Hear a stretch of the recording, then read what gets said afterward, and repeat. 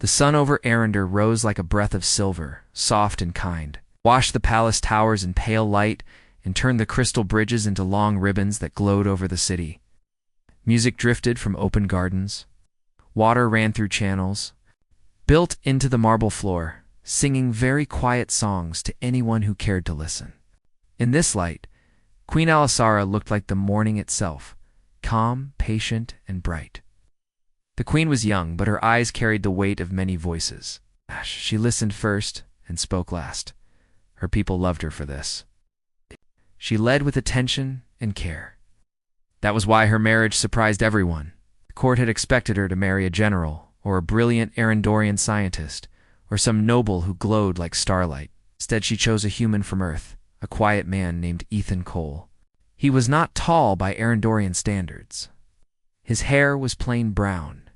His voice was gentle. He wore simple clothes when no ceremony was required. He bowed to the cooks as easily as he bowed to ministers. He remembered names, thanked guards. He offered his seat to anyone who looked tired. He smiled in a way that made difficult people become a little less difficult. The court did not know what to do with him. Why a human? They asked in the whispering halls. Kind, the queen could have said if she wished to answer at all, but she did not. She decided her choice did not need long speeches. She would let time speak for her. On many mornings, Ethan walked the palace with his pack of tools. The pack looked like something a student might carry, but inside were small devices designed by him, little scanners that hummed like bees, adhesive sheets that turned into circuits when warmed, thin spools of a human-made fiber that acted like wire, fabric, and glue all at once. He did not treat Arendorian technology as a puzzle to conquer. He treated it like a garden to understand. He asked the palace engineers to teach him names what this panel was called, what that crystal path did, why the light swelled gently at night and narrowed to a fine glow at dawn. He listened until the engineers forgot they were supposed to be proud and just became happy to share. Where a water channel had a shy leak, he knelt and fixed it, whispering to the water like a friend. Where the resonance pillars hummed slightly. Wrong. He tuned them with a device no bigger than a fingernail. If a gardener struggled to lift a container, Ethan would be there. Not with a show of strength, but with a moving plate that glided under the weight and floated it like a leaf on a pond. He did not push people aside to solve problems. He invited them in. He made the work theirs again. Some in the court found this charming. Others did not. He is pleasant, one noble said, as they watched Ethan help a group of apprentices recalibrate a music fountain. But pleasant is not a shield. He is soft, another said. Soft is kind, yes, but it does not hold the line. He is human, a third whispered, with meaning in the word human that made it sound like something tiny. Alisara heard the talk. She did not scold them. She had grown up in these halls. She knew that some minds take longer to learn than others. She trusted time, and she trusted what she saw in Ethan. Patience that did not end, tension that did not tire, a quietness that did not mean emptiness. One afternoon, the palace held a harmony council. Ambassadors came from the nearer systems, each one carrying local concerns and small hopes. Some needed trade routes to be restored after solar storms. Some wanted help rebuilding schools. Some had ideas for better energy sharing using the great river under Arendar's crust. The queen sat at the round table with them, and Ethan stood to one side like an ordinary advisor. He had a small device in his hand, something almost invisible, and he used it to record notes. When someone spoke, he titled the note with their name and the sound of their voice, like Ambassador Liren, bright as glass, worried about the southern farms. People smiled at that. When the conversation started to bend into confusion, too many priorities, too many small needs, Ethan lifted his hand slightly. The queen nodded to him. He did not give a lecture. Pointed to a small map that bloomed on the table, all simple lines and calming colors. "May I suggest a path?" he said, in that steady voice that did not push. His plan linked the river's extra energy to the southern farms through the schools. Train students to do the monitoring. Let schools become the centers where readings would go. Pay the students not with money only, but with time on new tools. Let the farmers teach the students in exchange. Attach celebration days to keep the work joyful. It sounded small, but it was a braid of many hands, and it felt right to everyone in the room. The ambassadors left with relief on their faces. Pleasant, the skeptical noble said again later, but softer, like a person who was learning despite himself. That night, the Queen and Ethan sat on the balcony with 2 cups of steaming tea. Arender's moons were thin and near, lighting the fields. The city's towers were quiet now, each one full of sleeping families and slow-breathing machines. Alisara's long sleeves gathered the night air and folded it around her like a cloak. Ethan watched the horizon, the line where dark turns into morning if you wait long enough. "You do something," she said, "that I cannot quite name." "I listen," he said. "Listening is only the beginning," she replied. "You put the right people together. You give them a path they want to walk." "I have learned that if the path is kind, feet will find it," he said. I smiled. "You speak like a gardener." "My grandmother kept a garden," he said. "She taught me the sound of a thirsty leaf. She said it makes a soft noise, but you can hear it if you listen with your hands." Alisara did not know if a leaf truly made a sound, but she liked the image. She liked how it made her think of her people. Not problems to be fixed, but living things that called to anyone who used their hands to listen. Days moved like calm water over stone. The palace returned to its steady rhythms. Morning light, midday meetings, evening walks. Ethan continued to weave small, good changes through the place, simpler schedules that left room for breath, small corners where people could rest between duties. A children's reading hour in the West Library where he read stories from Earth, about ships on oceans and birds that crossed skies without passports. The children loved his tales. He did voices for the animals, and although he was not a performer, his sincerity made the room warm. One little Arendorian boy lifted his hand during a story about a whale. "Are humans afraid of big things?" he asked. "Yes," Ethan said honestly. "Sometimes we are." The boy blinked. "Then how do you live near oceans?" "We learn to respect big things," Ethan said. "We watch the water. We go together, not alone. We build tools that are careful, not careless. And we never forget that the ocean does not hate us. It's just itself." The boy nodded slowly, satisfied, and hugged the end of his scarf. The parents in the back of the room exchanged looks that said they had learned something too. When Alisara heard this story later, she loved it. It was simple. It was not a speech about bravery. It was a lesson about listening to reality and choosing care. But time, even when slow, always carries a change. In the observatory above the palace, the stargazers noticed a flicker where no flicker belonged. It looked like a blush behind the stars, a new neighbor that had not knocked before entering. They checked again, not once or twice, but many times, because good watchers do not alarm their queen without cause. The pattern was steady now. It's not a natural drift, not a comet's long hair. It was a controlled glow, low and consistent, like a distant ship that chose to be faint. They prepared a quiet report. They kept their voices even when they delivered it, but their fingers betrayed their concern, tapping the corners of the page. Alisara read and thanked them.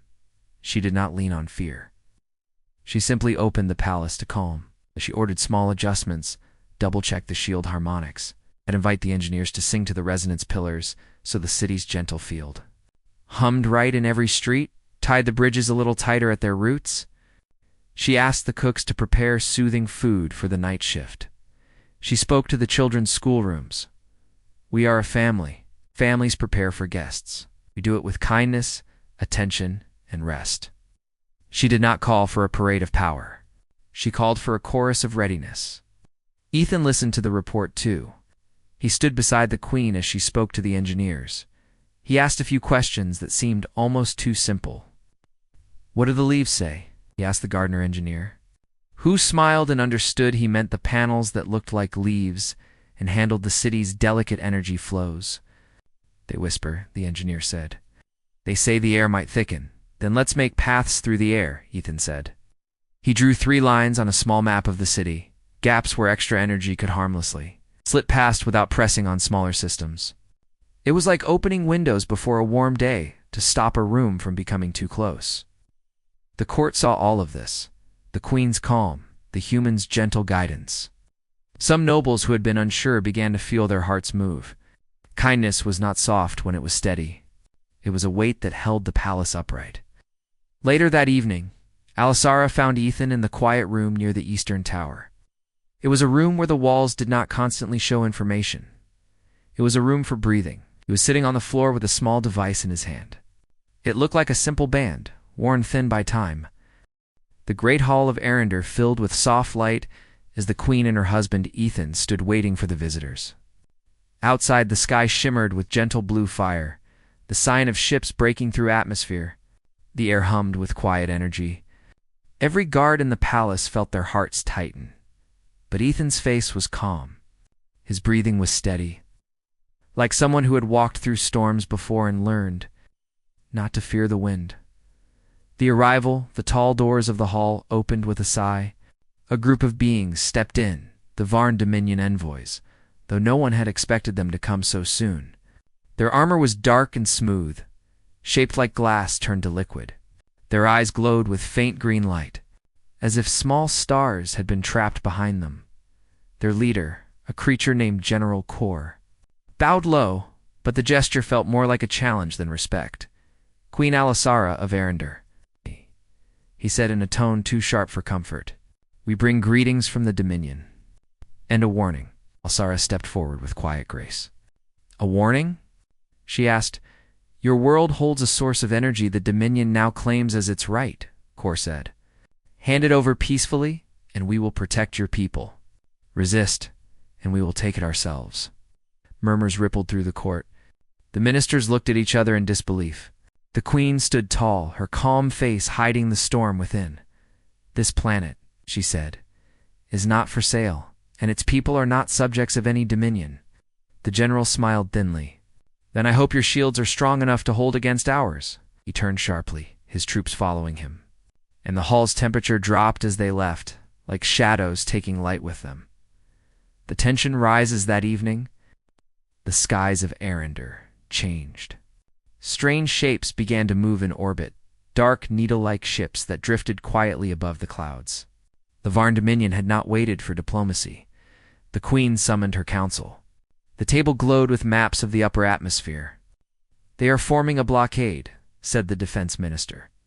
"Our outer satellites are falling silent one by one." Ethan stood behind Alisara, listening.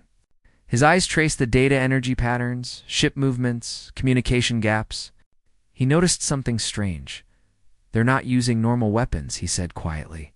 "Their power readings are wrong, too stable." The engineers turned to him. "You understand their tech?" one asked. "Not theirs," Ethan said. "But I've seen similar readings during Earth's deep space research missions. The kind that weren't shared with the galaxy." Alisara looked at him. "You mean?" He nodded slightly. "They've adapted human energy technology." The room fell silent. The irony was sharp. The invaders were using something born from Earth itself. The attack night came fast.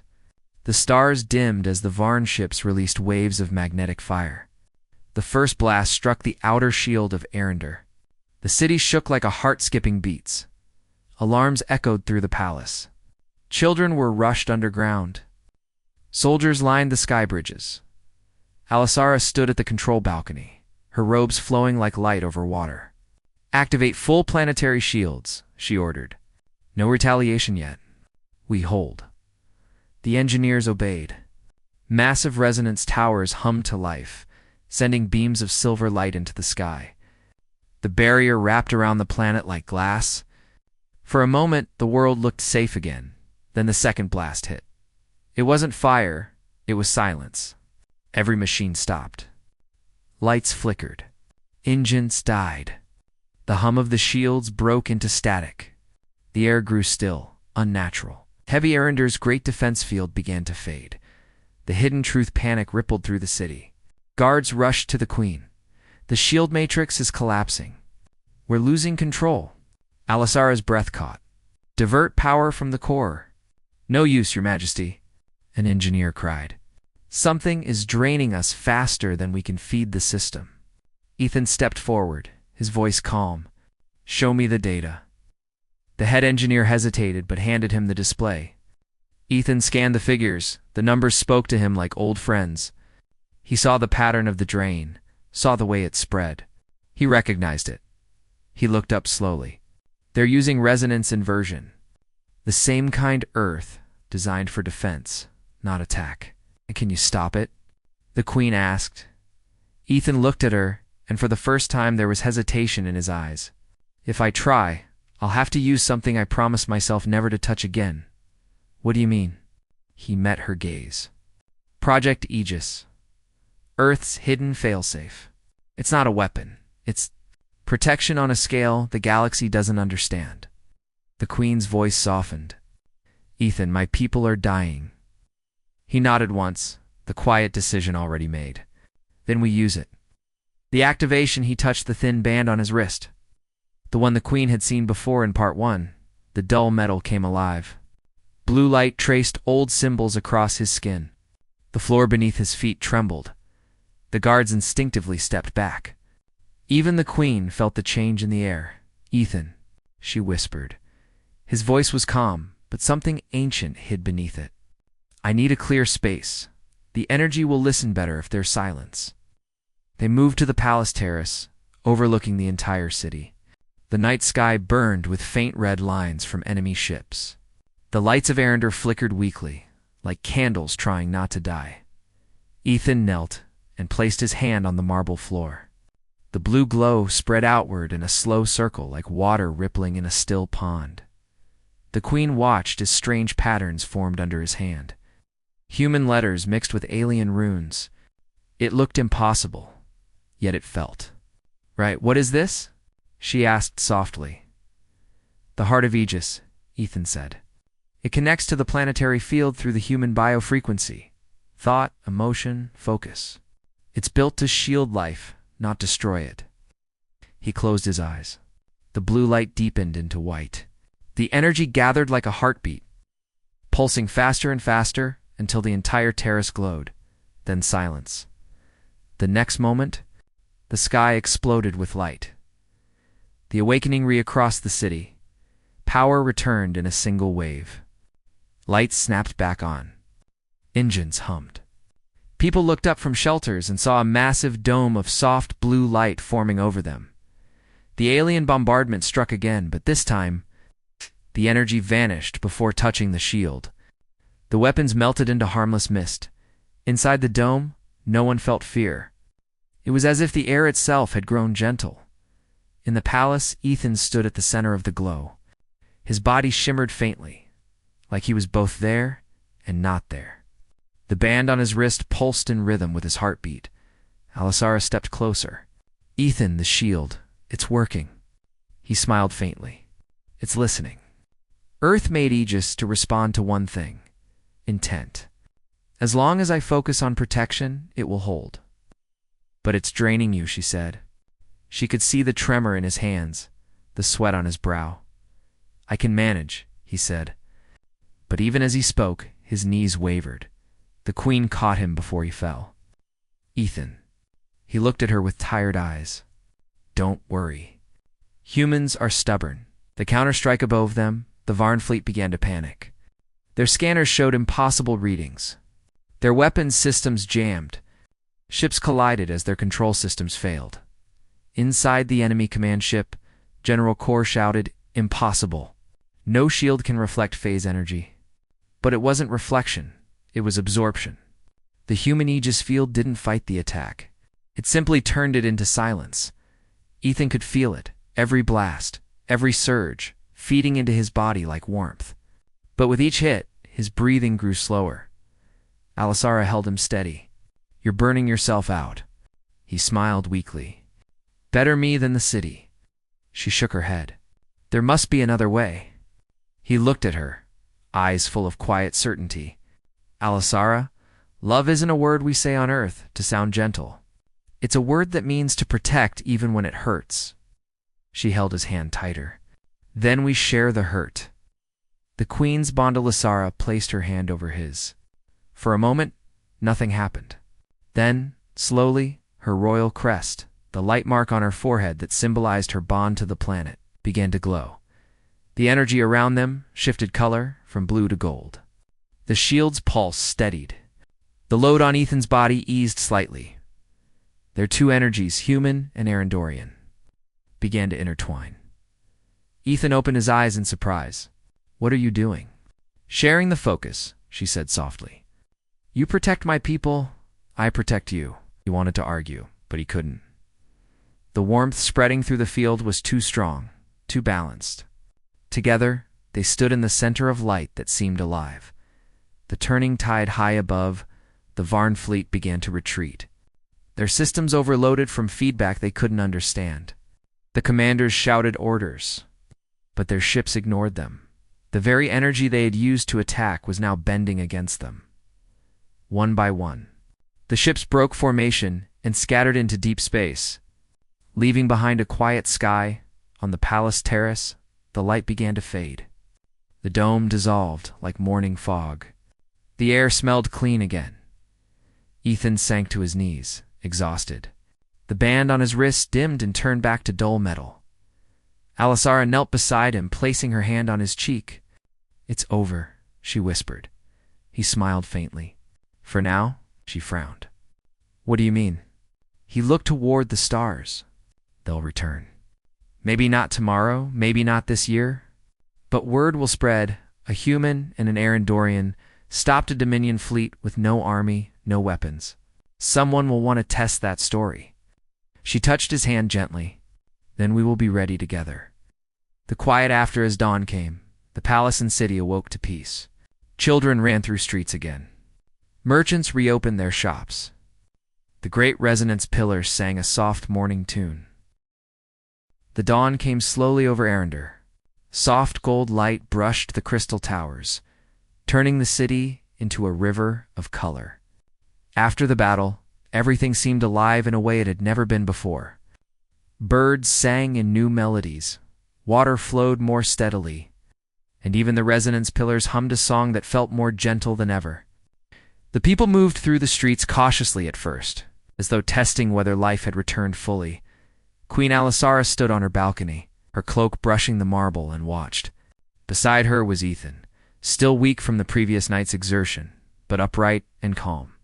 The city lay peaceful beneath them, a silent testament to what had been done, and to the quiet heroism of the man she had married. Recovery and reflection, the palace's healing chamber was filled with light. Ethan rested on a long cushioned table, tended by healers who used techniques blending Arendorian crystal therapy with soft human methods. The first night after the attack had left him exhausted, but he had slept deeply once Alisara had ensured the shields around him maintained stability. Alisara sat beside him, fingers brushing his wrists where the faint glow of the Aegis band still lingered, dormant but alive. His eyes opened slowly. They were still blue, tinged with the soft shimmer of residual energy. "How do you feel?" she asked quietly. He smiled faintly. "Like I've run across oceans and returned before the tide can claim me. Tired, but steady." "Your energy saved every life in the city," she said. "You bore more than any human should have to." "I didn't bear it alone," he said, glancing at her. "You shared the focus. Without you, the field would have collapsed. Without your calm, I might have panicked like everyone else." Her lips pressed together in a smile, a mixture of pride and worry. "I only shared what was mine. You did the hard part." "I'm used to hard parts," Ethan said, "but I'm human. Humans learn to survive together, not alone. That's the difference." Alisara's eyes softened. In the quiet of the chamber, she realized something the court had not. Strength is not measured in size or glow, but in patience, calm, and the willingness to stand when the world seems to fall. And humans, small, fragile, quiet, were extraordinary in ways the galaxy often failed to notice. The council? Meeting the Council of Arendor convened later that day. The same nobles who had questioned Ethan's value now looked upon him with respect. Councillor Marat, the sternest among them, spoke first. "Your Majesty, we owe our city to your husband," Marat said. "Had it not been for his energy and for your shared focus, Arendor would be lost. The Dominion would have claimed everything." Alisara nodded. She did not speak harshly. She did not boast. She simply looked at Ethan, and then at the council. "We owe survival to the unity of two worlds," she said softly. "Let that be remembered, not only as a tale of heroism, but as a lesson in care, attention, and courage. The council murmured agreement. One by one, the nobles bowed, not only in protocol, but with genuine respect. The human who had seemed soft had saved them all. The quiet one had changed the course of history. Lessons for the people in the days that followed. Alisara and Ethan walked through the city among the citizens. Children ran to greet the man they had seen save their city, their eyes wide with admiration. Merchants offered him bread and fruit. Engineers asked him questions about his methods. And the healers looked on with gratitude that words could not capture. Ethan spoke quietly, as he always did, answering questions simply, teaching people to notice the small details, to observe patterns, and to listen to their surroundings. Every system, he said to a group of apprentices in the central library, works best when it's allowed to listen. Machines, plants, cities, even people, they all respond to care and attention. If you focus on the good they already do, you can guide them without force. Children repeated his words, their small voices carrying through the open halls. The apprentices smiled. The engineers nodded.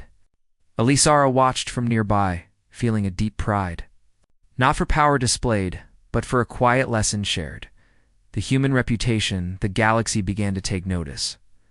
Word of the human's role spread through faster-than-light channels, reaching distant stars and civilizations. Reports described a man from Earth who had stood alone, guiding energy that no alien had understood to protect an entire world. Some were skeptical. Others were amazed. A few envoys from distant systems sent envoys of their own to learn more about the strange, small species that could wield such calm power. On Arender, Alisara received reports daily.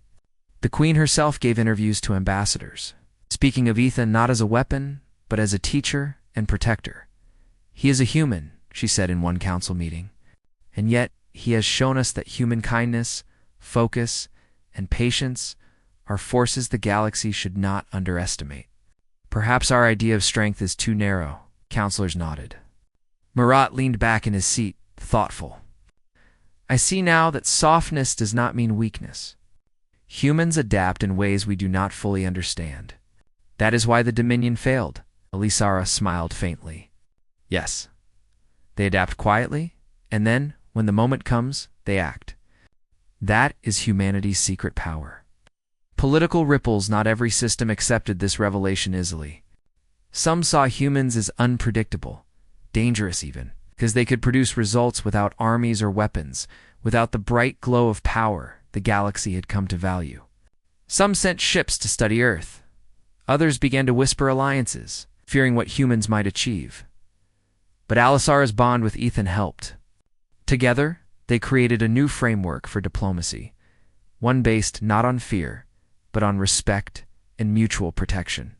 The Alliance of the Shield, she called it, centered on the idea that survival is most certain when cooperation, not conquest, is the law. Ethan smiled quietly at the council's initial hesitation. They'll learn, he said softly. Humans don't demand recognition. They show it by doing quietly and let the world catch up. The healing despite the public attention, Ethan remained focused on the practical. He walked through Arender, checking systems, ensuring the energy field remained stable, helping engineers calibrate, and teaching apprentices simple Earth techniques that complemented their own. Technology. Even as accolades reached the Queen's palace, he did not seek praise. He listened, guided, and observed. His strength, she realized, came not from glowing displays or explosions, but from patience and the quiet consistency of attention. Alisara often followed him on these walks. She felt a bond deepening between them. It was a bond built not only on affection, but on shared purpose, a shared understanding of responsibility, care, and courage. The emotional turning point one evening. As the twin moons of Arender rose over the city, Ethan and Alisara sat in the palace gardens. The air was soft with floral scents and the gentle hum of the resonance pillars. Do you ever fear what may come next? Alisara asked, her voice almost lost in the night air. Ethan shook his head slowly. No, Fear is useful, but only if it teaches you something. I have learned that when the moment comes, you act with what you know is right. That is enough. But what if it isn't enough? She pressed. What if the Dominion returns? He took her hand gently. Then we act again, together. Her eyes softened. I have never known a human so strong, and yet so gentle. He smiled faintly. Strength is measured in how quietly you can hold the world together, not in how loudly you can bend it. She laughed quietly, feeling relief and admiration in equal measure. Then perhaps humans are more dangerous than we ever imagined. And that is exactly why they are worth knowing, Ethan said. The legacy of the battle weeks passed. The city healed completely. Children played in the rebuilt gardens. Markets buzzed with life. Engineers spoke of new systems inspired by human designs. Scholars wrote treatises combining Earth techniques with Arendorian science. The queen and her human husband walked through the streets, unnoticed at first. Then small crowds began to follow them, curious and inspired. They were not seen as royalty and savior. They were seen as teachers, as guides, as the living proof that careful, persistent kindness could change the world. And indeed, the blue light that had once surged from Ethan's hands lingered faintly beneath the city, hidden in the energy network. It pulsed quietly, like a heartbeat that reminded every citizen, survival and courage do not always roar. Sometimes they breathe, steady and true. Beneath the surface, a message across the stars far beyond Arender, a small probe from the Dominion drifted. It recorded everything. The quiet human, the queen's calm, the way the city endured.